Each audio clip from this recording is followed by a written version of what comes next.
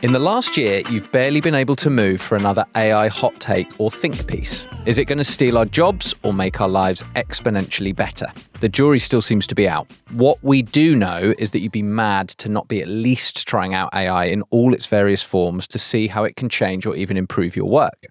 Someone who has done this recently with his team is Alex Cassidy from Distinctly. So we've invited him on to chat more about how it's gone and what it means for our industry. Hi, Alex. Thank you for joining us. Thank you very much. Appreciate it. It's a first for this podcast that we have someone in the studio with us, which is immensely exciting. Yeah, honoured to be the first person to do that. Yes. Yeah. You made the train journey down. So Yeah, I thank did. you. I did. For the listeners, could you give us a little overview of you and your career? I'm Alex. I've worked in digital PR for around 8 years now. Prior to that, I worked as a sports journalist. I wrote a book about American football and then very much was like, I'm not going to make any money doing this ever. So moved over to marketing, started off at Verve Search and then was the head of outreach there until about 2020, briefly in-house at RVU, and then I've been at Honcho and now currently at Distinctly for the last two and a bit years. Lovely. We mentioned how recently you've been writing blog posts and white papers, which we've both read. Like Lou was quite vocal about, like, you should read this, really, really interesting, shared with the team, etc. All on using AI in digital PR, which is a fascinating topic, which is why we're here. Could you give a little bit more detail as to sort of why you did that and how you're using kind of AI in digital PR currently? Yeah, so sort of touches on what you were saying at the beginning, really, that the idea of being like mad not to at least test some parts of it. And I think one of the things that spurned us to organize it a bit better within our team was the fact that I knew that I was testing it out myself as an individual. I knew that other people in the team were doing that sort of solo, just to see what it was about. And then I read some stats that were saying that a lot of people were afraid, and this was maybe a year and a half ago, and now it's a little bit more standard where everyone's kind of using it or playing around with it. But there was a stat that was showing how scared a lot of individuals are to tell their bosses or to tell their clients or to tell anybody that they're utilizing this for like work, which makes sense because it could be seen as making your job redundant at some point. It's not going to do that, which is a spoiler for the white paper. But as a result, I said, well, if this is going to be, people are going to be playing around with it, we might as well try and organize it and get people to use it properly. And also to try to take away that stigma within our team to allow them to test it freely without having to resort to doing anything kind of cloak and dagger style.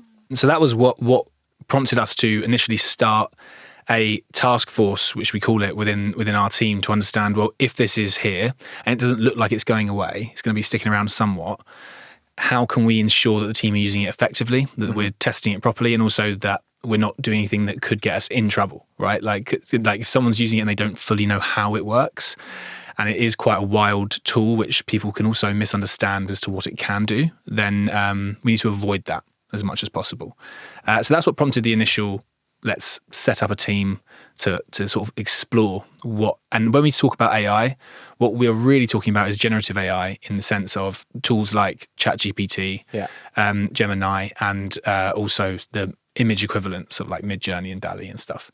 Because AI is such a broad church and is this big umbrella that can include very extremely complicated things that you wouldn't like have the keys to, and things like generative AI, which is a little bit more accessible. So that's what we mean when we say AI in digital PR. Yeah, that makes perfect sense. When you started this, did you find that within your team or within the industry generally, there are people that are kind of early adopters? So there are people within our team that were very much like, I'm using it, I'm into it, I'm getting a lot of value from it. And then other people, and I would categorize myself in here, was a little bit more like Luddite. Or a just bit Luddite. Yeah. I don't know what I'm doing. And like the first time I used Midjourney, I remember playing around with it, and for some reason I asked it to create an image of Chris Tarrant playing tennis. Yeah, sure. Zero idea why that popped into my head, and I was amazed by the images. But it was one of those where like came up with like 7 fingers and like really weird. And I was like, Tarrant does have 7 fingers in real life. He does. So that's why that is that. This is that's a world first reveal on the pod. I don't know if we'll get that past legal actually. Tarrant has 7 fingers, but yeah, is that the case? Like you found this, so they're like early adopters, and then sort of the more kind of, I guess, for want of a better phrase, the Luddite end of the scale. Like I don't know what I'm doing. So you kind of got to work quite hard to bring everyone along on the journey, right? Yeah, certainly. I think there's There were definitely people who were, I think, we had early adopters in our team for some of it. And I know that I was sharing blogs when some of the really early, really like shaky mid-journey stuff was coming out, just testing it on and just sharing kind of campaign, like sort of like half campaign ideas of how you would do things. Yeah. I had a lot of people message me sort of saying like, how is this tool working, etc. Yeah, and I don't know if there was necessarily a certain personality type that tested it earlier necessarily. We sort of found out afterwards. So one of the things we did when we started Taskforce was to like survey the team at the initial stages to see what they were au fait with and what they weren't, and also what they thought it could do versus what it couldn't do. And we found that there was a bit of difference between people who had tested it, and also surprised, like more people were using it than we necessarily anticipated, or at least had used it once or twice. But because I think the use cases of it are still quite hard to know. Like we asked the team, what would you like it to be able to solve as a problem? And this is a team that predominantly is digital PR, sending emails, sort of like tip of the spear of doing the work. And it was always like list building, which came back because it's the most time intensive thing and it's so long. And it doesn't solve that problem. No. Really, although there are some tests that are being done with it. But for our purposes, it didn't solve that problem. So when we asked them, it was like, well, what would you rather it do? It was like, well, it doesn't do the thing we want it to do that saves us most time. So actually, a lot of the other issues we had were learning how to do things is a very time-intensive thing. And the people who have the least amount of time often are the more junior members of your team who are doing like the work, the billable work a lot of the time in terms of sending the emails, which is very time-intensive. And it should be up to more of the seniors, theoretically, who have a bit more experience as well to work out how something can be applied to the work. And you have to work together because, you know, I find as a head of digital PR that the further I've got away from doing the actual work in my career, how more often I have to check in with the team to understand what tactics still are relevant. Completely. Like the amount of times I would be sort of saying, well, why don't you do it this way? And I sound like 100 years old. Isn't it just like, do you remember though, probably when we were all starting out, when people were like, why aren't you picking up the phone? And it's like, have you tried calling anyone recently? I do worry. I'm like, am I going to be saying the equivalent of that? So you have to really kind of ground yourself in some work or some real experience sometimes. I want to think that like there are some things that should be evergreen in it, and there probably are some. But ultimately, it's also, I think, a little bit of, you forget how long it is to be sending emails and to be sort of on that grind of sort of chasing things. I know it's not like a coal-face job necessarily, but it can be quite crushing, like in terms of like just sending emails into the void. And so I'm aware of their time as well. So it was a difficult balance to be like, well, you know, you guys don't have much time, so we're not asking you to test out loads of things. So we had to sort of work out how can we ensure that we're planning this properly so that we have the right people testing things, but without it adding, because early on we found that asking them to utilize a tool to do something they could already do would take longer because you have to learn how to use the tool. Yeah. So maybe there's a time save marginally in the future, but those marginal gains will come in the short-term expense of testing this out. And we are fully, like, if we're fully booked for like the next month or 2 months, can we afford to do that right now? Not really. And the team will be the first. I can basically be like, yeah, it would be great if you could test this out on that. And then in the reality, they're like, well, not really. Yeah, it's going to impact all these things. I'm sending these emails. Exactly. I'm doing work. So I was aware of that too. There's a few concessions we had to make with that. And we found that a lot of what it can do well were things like subject lines. So again, when I first started out, one of the instructions to me was to, like, you know, write 25 to 30 subject lines differently. Just take them and work out how to say it best. And it is a skill which you then can learn how to make that short and snappy and appealing, and a sort of appear in a journalist's inbox better. But that is something which generative AI can do very well, to rewrite things and suggest other things. And one of the first things we did was we created a tool called Headline Grabber, which enables you to type in sort of what your story is, have a drop-down menu that would say, do this for tabloid, broadsheet, whatever. And then it would be, you know, I think it was like serious or kind of zany, things like this in like terms of style, or clickbaity was one of them. And it would generate like 25 headlines for you based off of that. It was just like a very simple tool that we made using the back end of ChatGPT. Yeah. So, and sort of all that is just a skin on ChatGPT, because if you ask ChatGPT that same thing, it will do it. And all we did was just sort of like create a front end for it. So, But it was useful. And I think the team use it in doses and probably still can think of, the thing is you don't necessarily need to do 25 to 30. Once you understand how to do something quickly, you can do 5. And I also encourage the teams to like vote in Slack on which one's better, and knowledge sharing is good in that way. Yeah. So it's not every time we use that, but we did find it was a use for it. Was there anything else that you found particularly good, and then also something where you were like, this is rubbish for this? Yeah, I think there were probably more things that were left on the scrap heap where it just didn't do the job properly. I think the key thing to remember with large language models is that they can't think for themselves. They are just creating what they think should be next based off their training data, but they can't really laterally think about how to answer the question.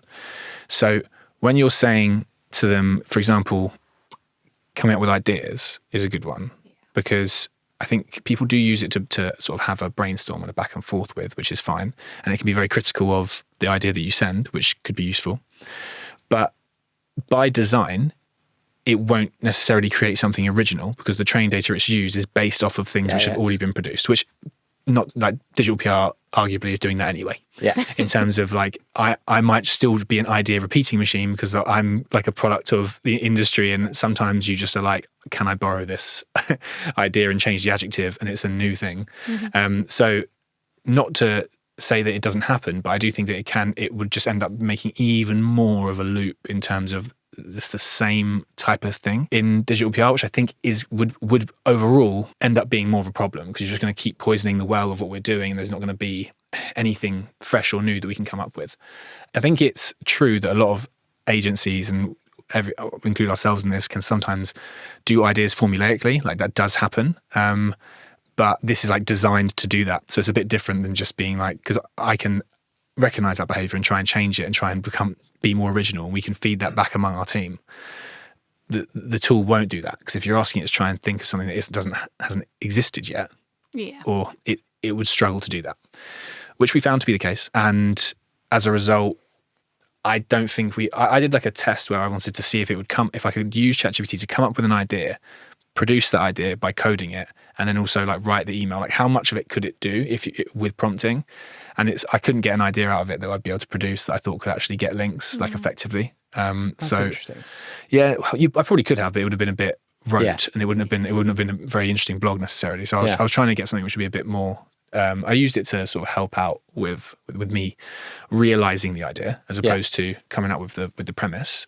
And we're now on the final stage of that blog where we're outreaching it, and we've had a bit of feedback from journalists, so we should get a link, which would be nice for the arc of it. But yeah, ideas definitely one which I don't recommend it to do unless you want something formulaic, in which case you'd be brilliant at it. And then I still think some of the it can do a lot of the writing of the emails. It can certainly pass emails down and sort of cut them down. It can be a good editor in some ways, but I think the important thing which we miss with that, which is a sort of a story of ChatGPT full stop, is that writing can be thinking in that sense, where the more the team understand the idea. I mean, you might have seen it before. If you have an outreach person who's come up with the idea, helped do the idea from a methodology perspective, or at least consulted on it, and then written the email and then sent it, there's not just, I think it's a lot more conducive to better results, because that person not only feels more invested in the entire process, I think they've also had a chance to really understand it better, so could understand how to pivot it or understand how to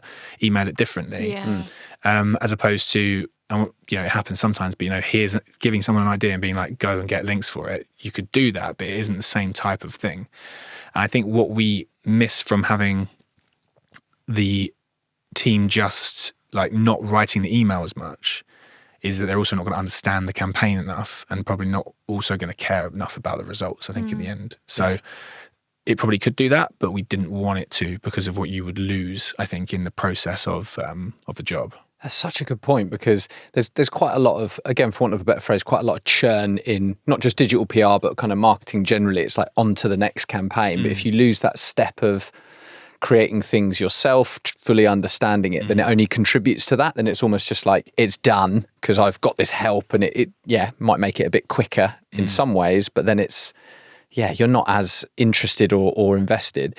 The way we talked about PropellerNet is it's a really good starting point. Like ChatGPT is a really good starting point for like giving you info ahead of ideas sessions, sort of about an industry, about what's topical. You know, it kind of gathers information quite quickly, quite readily, rather than doing your own desk research, trawling through Google, etc.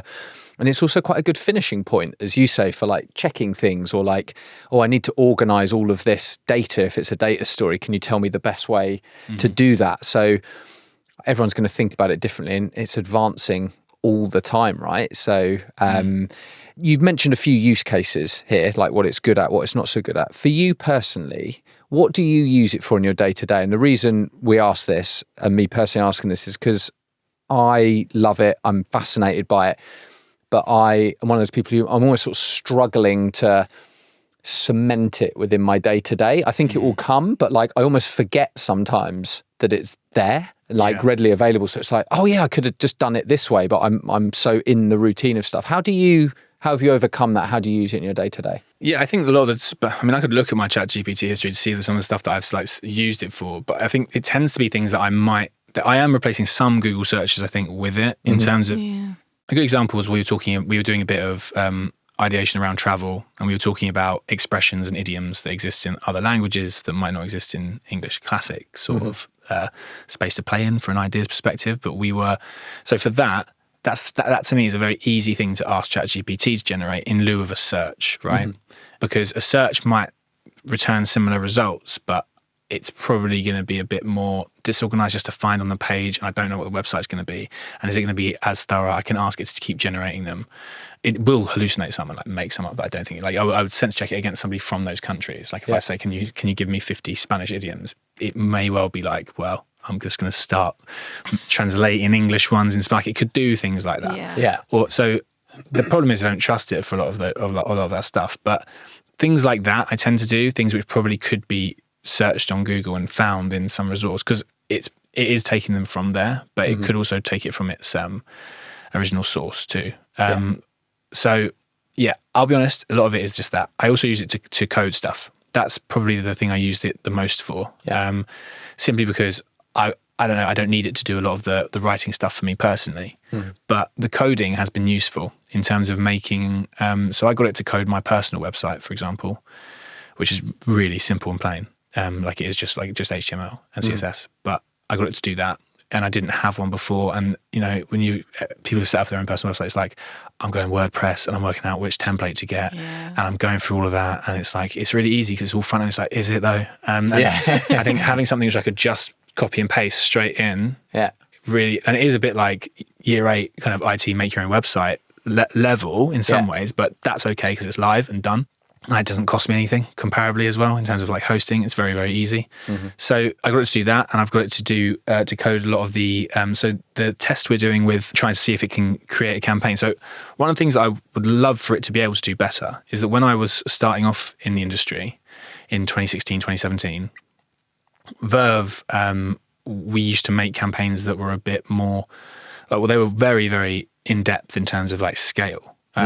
Probably like sledgehammer to crack a nut in some situations, which we found, which is why we're now, as time's gone on, and a lot of agencies did it that way. It was like bigger interactive campaigns. We had like 5 designers, 6 devs working on this output. It was brilliant because a lot of the process of making the campaign was also a lot of fun. And over time, I think the industry's matured and realized you don't need to make this big thing to get the headline, which will still get the coverage. So you've sort of shortened the creation part of the job. And I get it as a result, because budgets have also shrunk in that time because there's more competition. Like the industry is like, you can't separate all of those things from happening. They happen together. Yeah. So one of the criticisms of ChatGPT as a company and as a tool is that it's sort of it's massively overvalued, which is probably true. Like it's like they say, one of a good journalist who covers it is a guy called Ed Zitron, and he talks about how it's like $1 trillion company and it doesn't solve $1 trillion problem. That's interesting. Which is, because it doesn't really right now, from what I can understand. True. A lot of it is promises, and it's going to be able to do this, and look at what it could do in the future, and they're constantly raising money for it. I'm not an expert in that, but recommend reading him because he is very, very critical of the company and really knows his stuff. And I don't for me and what we do, we don't need it to solve a $1 trillion problem. Like, could it just solve a like 15 grand one in that it could help split, like sort of narrow the gulf between what we used to be able to create on certain budgets versus what we can do now with what is the reality of the industry. And that would be great. I think it would mean that we can have a bit more, we can create things that are a bit more interesting without it just necessarily being like a digital PR turning into what is can become like a headline generating industry where it's just like, can we just get the headline? Sometimes it's people aren't even necessarily putting it on blogs anymore. It's just like exists in the press release and in the final article, and it doesn't exist anywhere else, which, you know, is a consequence a lot of time of budget. But can we start making things again would be pretty cool, which is what some of the tests I've done have been. So we tested it, like getting it to code I do also consult with a dev who helps me like ensure this thing would be correct. And none of this is for clients right now. It's all just my own testing. And it would require, I think, an expertise to ensure that it's secure, that it's done properly, etc. And also, I think you still need human input and guidance. Yeah. So we wanted to see, for example, a classic PR story, which is which first names are the most common in songs, right? So loads of songs like Georgia, you know, is a classic one which gets talked about a lot. You know, anyway, there's loads. Jenny is another. Name more. Yeah. As I said that, I was like, it's a classic campaign. I was like, I don't know any. But so that does exist as a campaign, and people have sort of totted it up and counted it. So I said, okay, what if we used its Spotify API to generate those results, but also we used it to create a tool which you could search your name and then have it appear with all of them, and then you can subsequently create a playlist, which would be an insane playlist to listen to, because it would just be like all disparate types of like music. It's just literally, it's every song with Alex as a name. So it did all of that. It made the tool. I've put it online. It's called Bortify, which is based off of there's a Simpsons reference where there's a kid called Bort. I remember Bort. She's like, my son is also named Bort.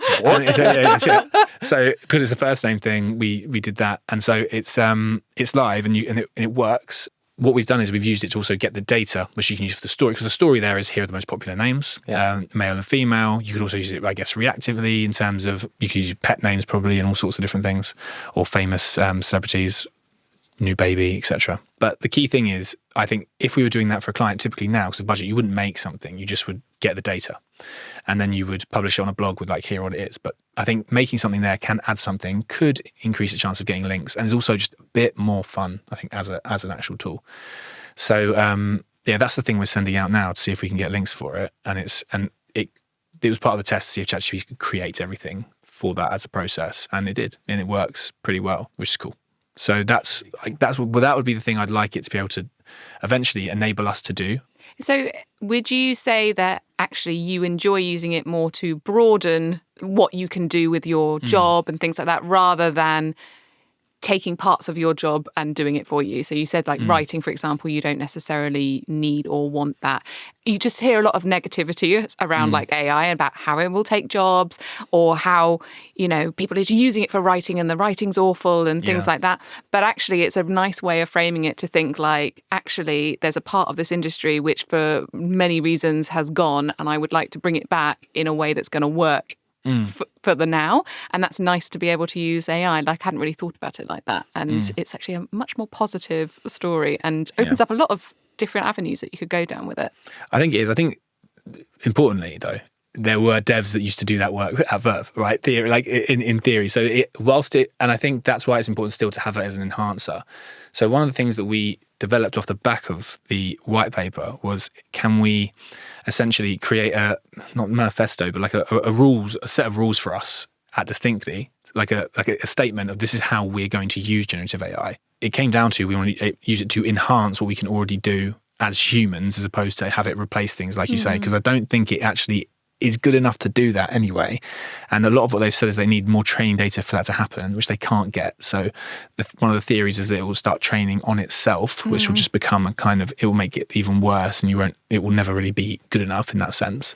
And one of the other things we found with it was that it also can't be trusted with like client data or things like that. So it has to, like you say, have a human element to all of it. It has to be quite strict of how we use it. And we do want it to be an enhancer of what we can already do, versus using it wholesale to just create facsimiles of what our work used to be, essentially. Or like, I think the content, the other thing we found is that there are some people have used it. I think part of the reason they were saying like Harrow recently shut down or was moved or changed was because people were using it to create comment wholesale and send that out. Yeah, cheat the system basically. Yeah, and I mean, it's an interesting one because it's almost a further step. Like you could argue that there's a lot of PR agencies that have essentially been writing comment on behalf of the experts for a long time anyway. So, and that's just sort of a more acceptable like brown paper bag for the thing that was still happening.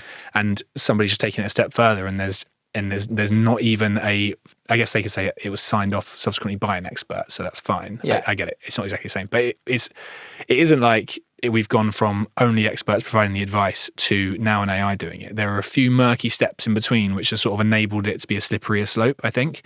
But it certainly was a problem. I think it was happening at such a scale and could happen so rapidly because it doesn't require much effort to kind of just basically get it to generate a comment on anything that you have, which is why I think reactive and sort of personality or utilizing personalities in reactive is going to become so much more important, because I think journalists are worried about them using experts that don't exist. So they're going to need to be like, is this person real? Can I actually rely on them for comment? Check them out a bit better. Exactly, yeah. And it just seems really short-sighted, which I think it is by the people doing that, because one of the things that we rely on as digital PRs in our industry is a press which is strong and robust, and sites that don't go under because of like any kind of reasons, even if it's content churn and content being stolen or and sort of losing positions in the SERPs or being dominated by a few smaller publishers. Like, it affects us as well if that is not robust and isn't strong and large. The larger the press, the the easier our job is. Yeah. In that sense. And I think anything that can be seen to jeopardize that or cause it to be weaker just eventually will roll downhill to us, and we won't be able to kind of secure enough links, or there won't be enough quality links to get through. Or if online publications are just using AI to produce content, then who's the person we pitch to in the first place? Like, why are we then needed as a part of that process? It's very interesting sort of dynamics if we don't understand how this can be segmented and how it can be organized between us, an AI tool separate, and journalists and the companies that they work for. Yeah. Like, it's a tricky balance, I think, ecosystem-wise. It's a very tricky balance. We're touching on a lot there on the risk that AI poses to digital PR. And what I find is the kind of life cycle of these things is people tend to see something, and certainly on social media, etc., they panic and go like, well, this is going to end like these jobs. And, you know, I think the Telegraph had a think piece where it was like, these are the jobs that are under no threat from AI, and these are all the ones that are. There is, as we touched upon, there is a very real threat. As an example, one of my best friends who lives out in Argentina is a copywriter and has been for many, many years. And he's seeing a lot of his work erode because of AI. But sticking with digital PR, and we have touched on it already, but do you think, it doesn't sound like you do, but do you think there is a risk that AI is going to pose to digital PR and those sort of traditional digital PR roles? I think it's very, very hard to be able to predict all of that. And I think by like nature of my position, I'm not necessarily going to be like fully, I guess I have to be a little bit optimistic about it. Yeah. I think that the biggest risk for it is that AI affects the overall ecosystem around it. Like I said, like that could be the biggest risk to me. I don't think it is in a position, it isn't good enough to be able to do what we do and have the human element of it. And it's not automated enough yet in terms of the sending out of emails. I think you still need to be more bespoke to get journalists' attention in that way.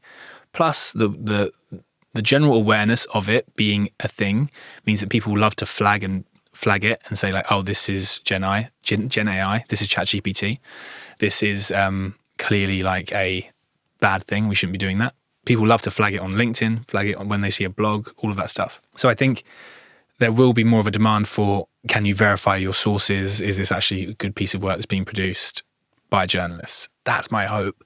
But it could just end up as being like that we just have to like abandon certain areas because like Gen AI slop has just become so embedded within what it is. And I think that's why I don't know when this is going to be going out, but like today and yesterday there's been an even bigger Twitter exodus in terms of because people are, a lot of complaints I've seen about it being just like Gen AI just like fully taken over the timelines, which is interesting. Not just all of the other issues. It seems to be that's one which people are particularly irritated by because it's annoying.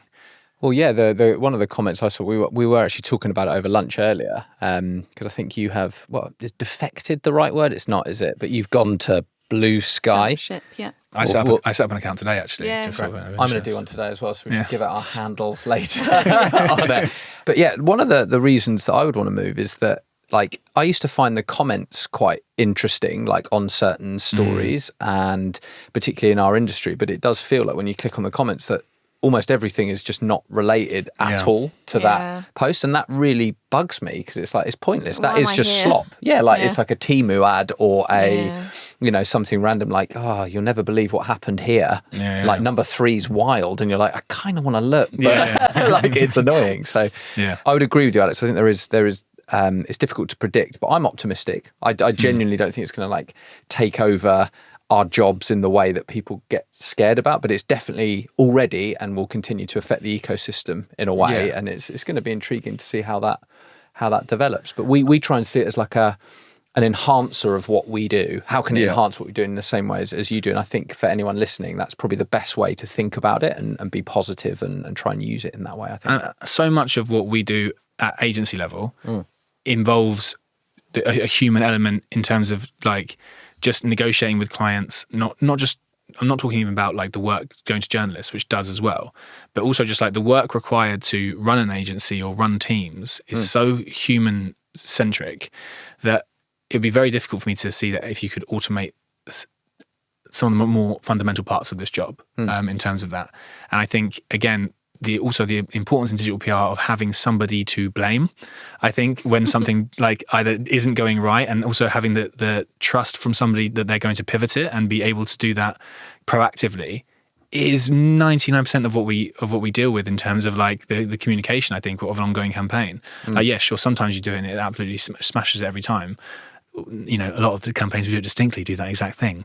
But I think that realistically, there is always going to be a situation where you're going to have to speak to somebody and say, yeah, we're on it, we're trying to fix it. And so that's where I think the agencies that utilize generative AI too much and rely on it too much, they probably weren't doing those type of things effectively before anyway. So I imagine it's taking a sort of section of the market that a lot of agencies might not even be concerned with necessarily, because it would be kind of an edge case, I think. We mentioned about AI slop and people getting dissatisfied with traditional platforms. People might be tempted to start using ChatGPT because it has its slightly more newer search function, starting to challenge Google perhaps if people aren't satisfied with that anymore. There are already lots of questions around, okay, well, how do I appear in ChatGPT search in the same way that I've been paying you, SEO agency, to help me appear in Google search? How does digital PR affect the search results in ChatGPT? Is there a link there with how you can be appearing as a brand more so in that platform? My understanding of this, and I think that they haven't been very transparent in terms of how it works, is that it's just searching a version of the internet anyway.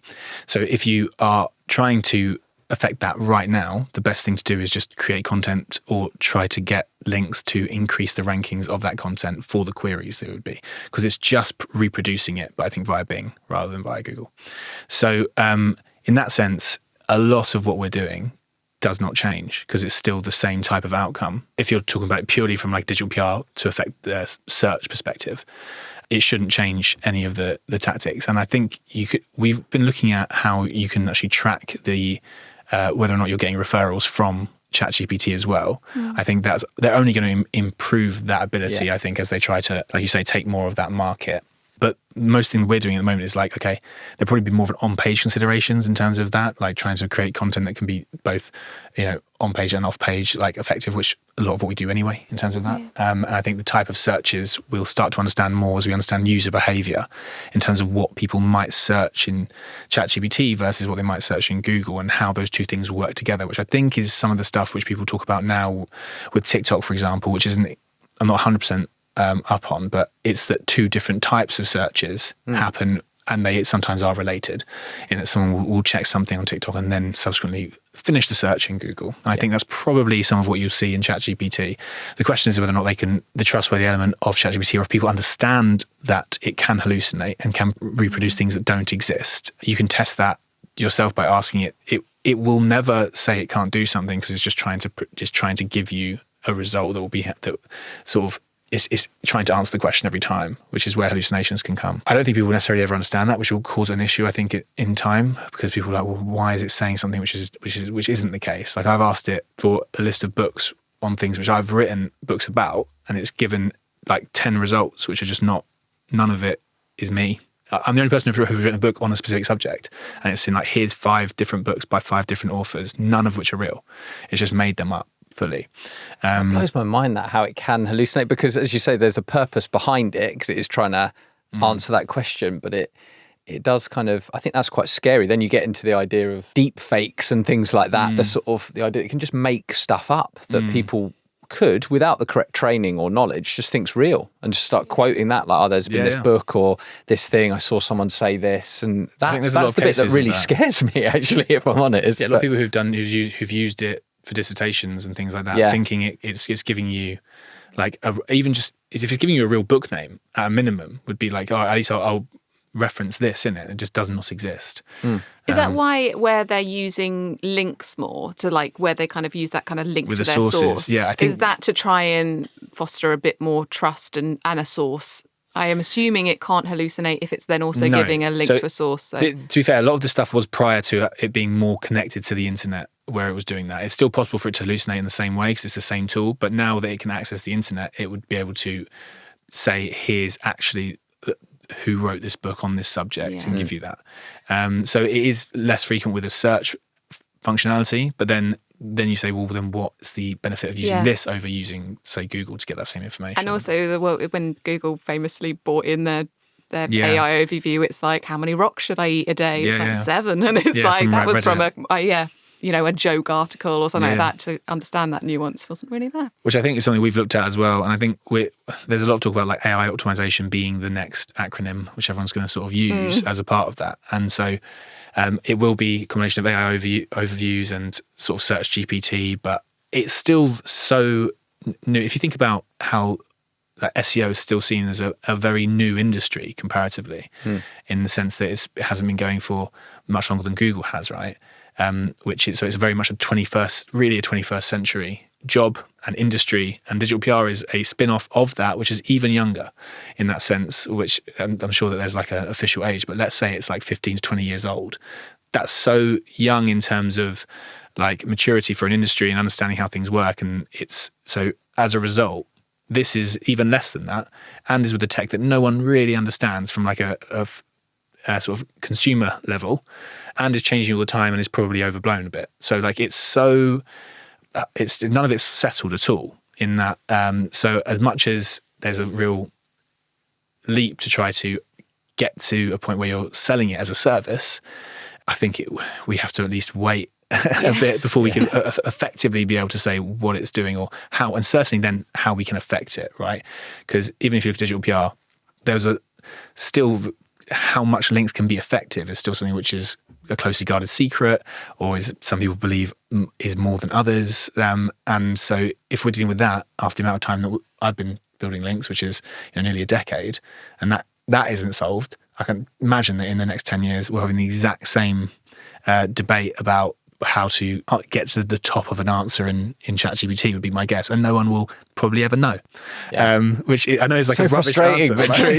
No, it's true though. Like I endlessly fascinating, because it's a really, really good way of looking at it. The sort of various ages of these disciplines and the industry we work in. But in terms of the future for AI in PR, again, you touched on certain things there, but is there anything else that you could predict that you think might happen in the next few years? Like it's changed so much in the last year, 2 years, and it's obviously going to continue to develop, improve, change, etc. But with your crystal ball, Alex, what do you predict might happen in the general digital PR sphere? Yeah, that's interesting. I think, and this is something which anecdotally maybe you've seen as well in terms of your new business generally, that over the last few years there's been a lot more competition in the industry where more people are doing it. I think speaking about like maturity of the industry in the sense that we now have people who have been doing the job long enough. Like when I was getting promoted and started working in the industry, there just weren't many people that had done it long enough to be able to be qualified to be like a head of digital PR or a digital PR manager.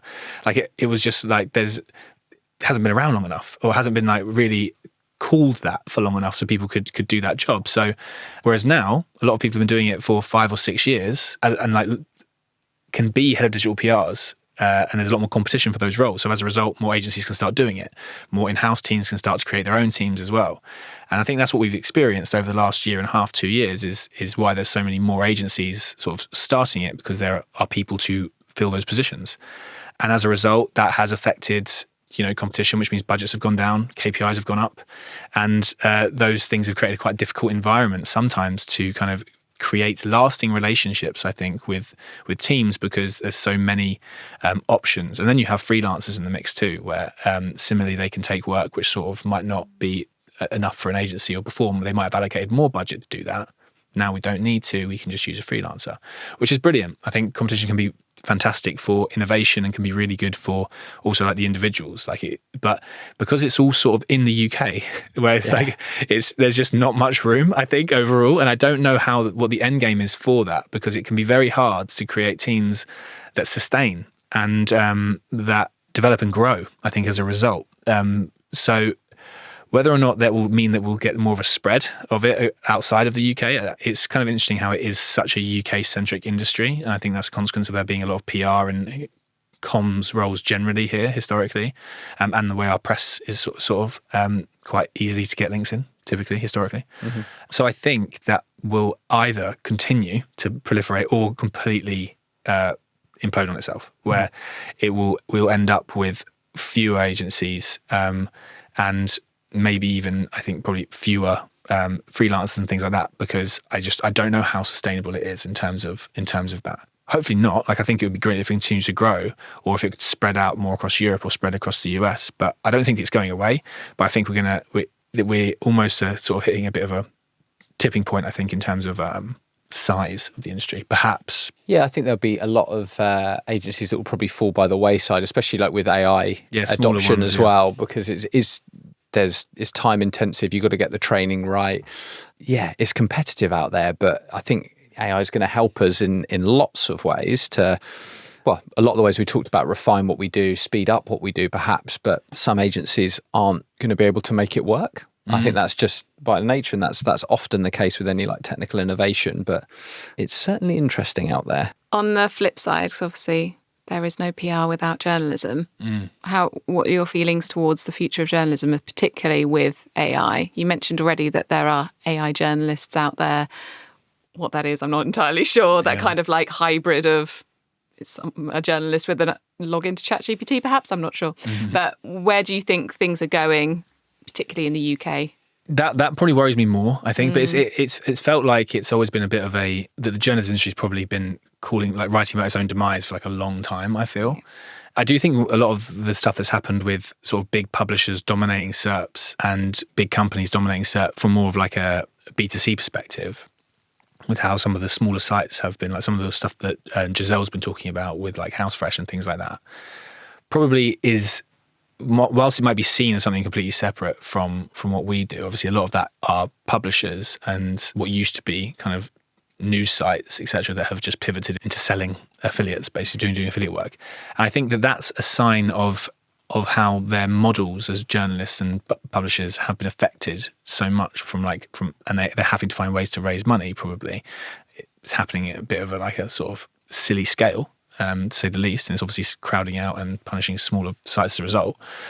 But I think that's also linked to how to sort of what could happen with journalism, where it's just going to get weaker, or it's going to get more churn based, and it's just so difficult. I do think that the stuff that's really good is the subscription stuff that you see on Substack. So you see quite a lot of these. I can't remember the name of the company, but they have a bunch of regional sites. So I think it's like the Manchester Mill, and they have a Sheffield version of it too, and it's all centered on Substack. They can actually make money because it's a paid for model, and they use Substack sort of basis for that. That to me is such a good indicator. I think newsletter journalism anyway, it's not the revolution to say that now. Like, it's a very established part of the media diet for a lot of people, but newsletters are almost certainly going to be more and more important, because I think it is a person, and a lot of them are journalists who have been let go from their jobs.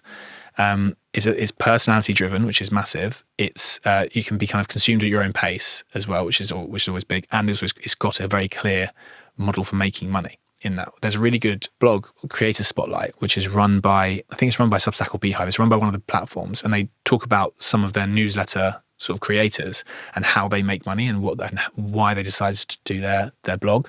And it's just a really good insight as to what is worth sort of following, and what probably the future of, certainly the short-term future, is for a lot of journalists to make money. But also, I subscribe to loads of newsletters because it is just a nice way to sort of get my news and sort of in niche areas too, and sort of hobbies. Exactly. Yeah. It's interesting. Like, I think in the last 6 months, I've seen so much more reference by people outside the digital PR and journalism industry about how crap the experience is on a load of different like news sites. So like particularly the regionals, like the fact that you have to dodge through all the adverts, the fact that you can barely read it, the fact that maybe the story isn't even about their local area. And I just hear more and more people say, like, it's just become a kind of in joke about how awful that experience is. And whereas we have been used to it, like, because we've been on those sites every day, like for years, it's started to get so bad, it seems, that it's filtered through to people just seem kind of sick of it. And hopefully, in a way, that forces publishers to improve the experience.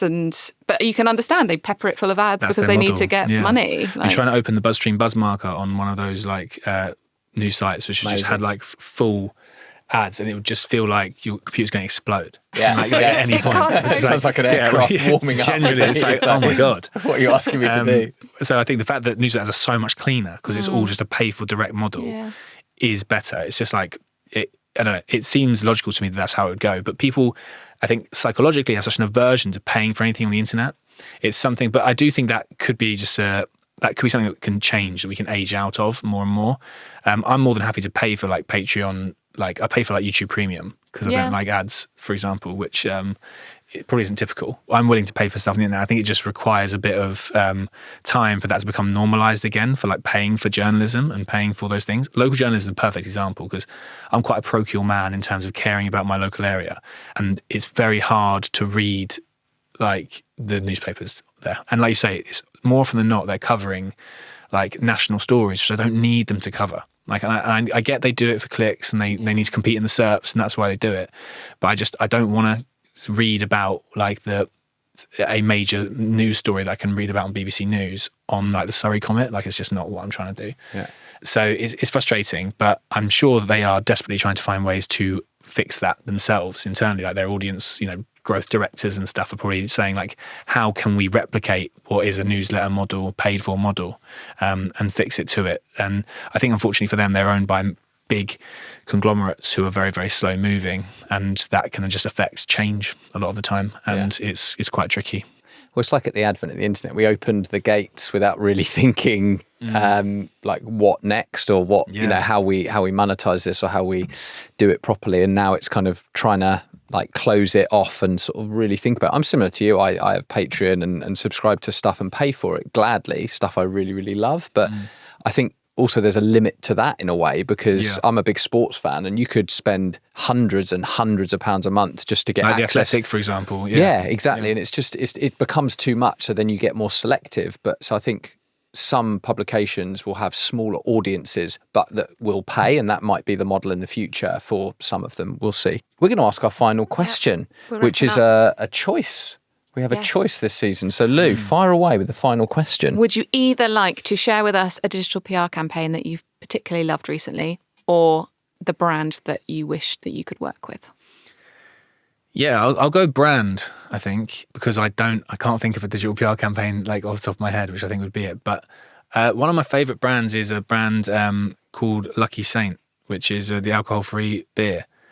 And I think a couple of reasons I like it is that a lot of what happens with alcohol-free beer options, which kind of frustrates me as someone who cares quite a bit about the space, is you get what's sort of this Trojan horse marketing of the alcohol brands are sort of utilizing their 0% as a way to just advertise the main thing, which I think is quite, there's not many brands in the alcohol-free space, major brands. There's a lot of smaller batch stuff, which is really good and worth checking out. But a lot of the time it's like Heineken 0, Guinness 0, Peroni 0. And they're just very clever the way they do that marketing, because they're able to essentially get in spaces that have previously been restricted for alcohol. And it's like Guinness 0. And I think that's will inevitably be cracked down on, because it's just a way of circumventing like traditional blockers for like alcohol advertising, which I think is important. But why I like Lucky Saint, I think, is that it has become the standout brand as an alcohol-free brand in and of itself, without it being sort of an asterisk against a existing sort of alcohol brand, which is probably owned by a major company as a result. So big fan of it. Really fan of some of the way they do their marketing in terms of the out-of-home offerings that they do, which are very, very cool. Very good brand identity in terms of literally what it looks like. It's also the best one, like as someone who's Is it nice? I've actually not tried it, nice. To be honest. Worth trying on tap. The Walrus just here, yeah, they have it on tap as well. Yeah, which is worth it. I'm pretty sure. Yeah, I had that last night. Also, they did a thing where they bought a old pub that I believe had shut down during the pandemic in somewhere in central London. I think near Regis Park. But they fitted it out as the Lucky Saint pub, and so it's a working pub, which I think does serve alcohol as well. They have other brands, but they have their own stuff there on tap. Yeah, and their offices are above it too. Which is very cool. Yeah, so it's and I've been there for a drink, and it's just very, very lovely inside. It's a normal pub, very authentic way to market like your product as an alcohol-free beer. And they do a lot of running stuff too. In terms of, they do like running clubs, which again is a really logical fit for them in terms of marketing. And running clubs are like super popular the last few years anyway, in terms of ways to socialise in the city. But it's just, there's a lot of things you can do as an alcohol-free brand if you're not attached to like a bunch of like a traditional alcohol brand, I think. And they are doing all of those things, which I think is very, very cool to see. And they don't do it in a preachy way also, which I think is a very important line to walk when you're trying to attract people to a brand, which could easily end up being like a bit preachy because it's a bit health conscious, or it's centered around something which is like, you shouldn't be doing this. Yeah, don't drink alcohol, you idiots. Come to us. Which is like, but I think that they don't seem to have that attitude at all. It's just like, we make a product which we think is really good and we enjoy marketing it. So they're a very, very good brand. Whether or not doing digital PR for them would be interesting or not, I don't know. But I do really like the way they operate. Well, if Lucky Saint are listening, do get in touch with Alex at Distinctly. It's been such a pleasure having you in the studio for the very first time we've had someone in the studio, and it has been a genuine pleasure. And we've loved listening to you talk about AI and all your experience there. If people wanted to get in touch with you, either to work with you at Distinctly or just to kind of pick your brains, I mean, you may not want them to, but we're going to give them some contact details now. So how should they get in touch with you, Alex? Yeah, brilliant. So search me on LinkedIn, Alex Cassidy, Distinctly. But you can email me, alex@distinctly.co. Lovely. Well, do get in touch with Alex if you have any questions, follow-ups on AI, or you want to work with him at Distinctly. Brilliant agency. And to finish off, we're also going to mention your new podcast at Distinctly. Wow, Linking Out Loud. We have used AI to work out how to quash a competitor podcast, and it's come up with a brilliant strategy. So watch this space for that.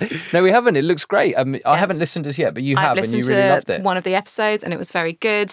Enjoyed it very much. So yes, if you like this kind of podcast, then please do. I know Rachel listens to you guys a lot in order to what a podcast loving. Yeah, I know, I can't believe it. We could do one of those crossovers. We'll get them on. People may not want that, but people will be calling for that. It'll be like a Marvel crossover. Exactly that. For sure. I'll dress up. Alex, it's been an absolute pleasure. Thank you so much for your time. Brilliant. Thanks very much.